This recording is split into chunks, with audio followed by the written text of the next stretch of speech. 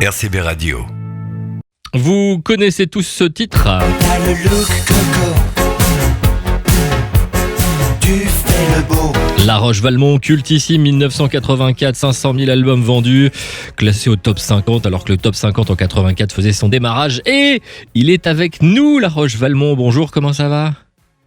Jour bon, comme on disait dans les années 80, car on était chez Bran, on parlait verlan.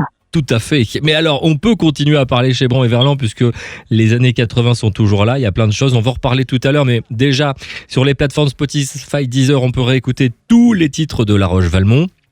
Vous avez un album qui est sorti chez Marianne Mélodie qui reprend quelques-unes de vos chansons et puis des remixes avec même la version ch'ti de T'as le look coco. L'histoire de T'as le look coco commence en 84. On est dans la période breakdance, Smurf. Vous avez commencé en 83 en fait. Et je disais, vous aviez quand même des amis pas mal. Téléphone, Hubert Félix Stephen, Cap de Viel. Comment vous êtes arrivé à la musique et à la chanson du coup ? Alors, du coup, moi, j'étais éditeur dans les années 70 d'un certain nombre de magazines, et en particulier des magazines sur les chanteurs. Et c'était une manière pour moi de les approcher. Et puis, il se trouve que autour de moi, il y avait des gens qui n'étaient pas connus et puis qui ont explosé, effectivement, ceux que tu viens de citer. Et ça m'a donné envie de faire ce que je n'avais pas osé faire avant, c'est de me lancer moi-même dans la chanson. Alors comment Jean-Quentin Gérard, éditeur de magazine, devient La Roche-Valmont avec ce look en plus? C'est important parce que le look est important sur La Roche-Valmont quand même. Oui, c'était Guy Luce qui me disait toujours « t'as le look coco ».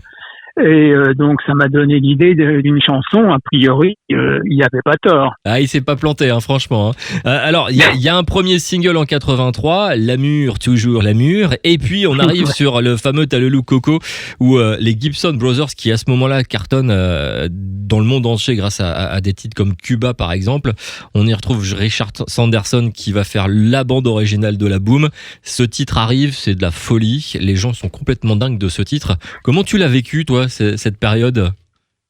En fait, moi, je l'ai très bien vécu, car j'étais habitué à la célébrité par personne interposée avec tous les gens dont je m'occupais sur les magazines. Donc, moi, j'ai passé les années 70 à côtoyer des gens comme Johnny Hallyday ou d'autres. Et donc, c'était pas quelque chose qui me traumatisait ni qui me gênait, et ça m'a fait évidemment plaisir, surtout que c'était une volonté de ma part de faire des tubes, car depuis 2 ans, je faisais un spectacle, donc comme tu disais, de Smurf and Breakdance, et je m'étais aperçu que pour vraiment exister dans le spectacle, il fallait faire des tubes, et donc c'est comme ça que j'ai commencé. Alors j'ai repris une idée, une confidence que m'avait fait Claude François. Lui, il contactait systématiquement les gens qui avaient composé un tube dans l'année et il leur demandait de travailler pour lui. Et c'est comme ça que j'ai contacté Richard Sanderson ou les Gibson Brothers. Qui cartonnait à cette période-là.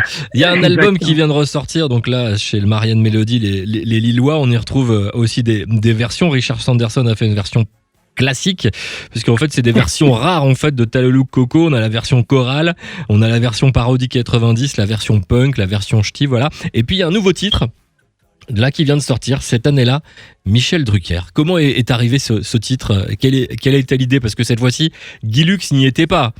Donc Guy Lux n'est pas dans la chanson non plus. Non, c'est un autre personnage des années 80, des années 70 aussi, et puis jusqu'à maintenant, qui était omniprésent dans les années 80 aussi. Et ça m'a donné l'idée de parler à la fois des chanteurs du top 50 que je côtoyais, et puis aussi d'évoquer tout ce qu'il y avait en télé et autres. Et on s'aperçoit que des gens comme Sabrina, les Cookie Dingler, Jean-Pierre Madère et autres continuent toujours, à travers en particulier la tournée Star 80, comme moi, à être présent dans les années 2010, 2020 et peut-être même encore plus en 2030. C'est clair. Comme Michel Drucker.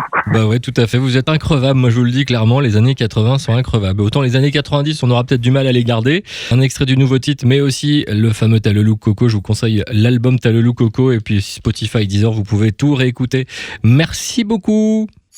RCB Radio, à la Seine-sur-Mer, sur 96.2.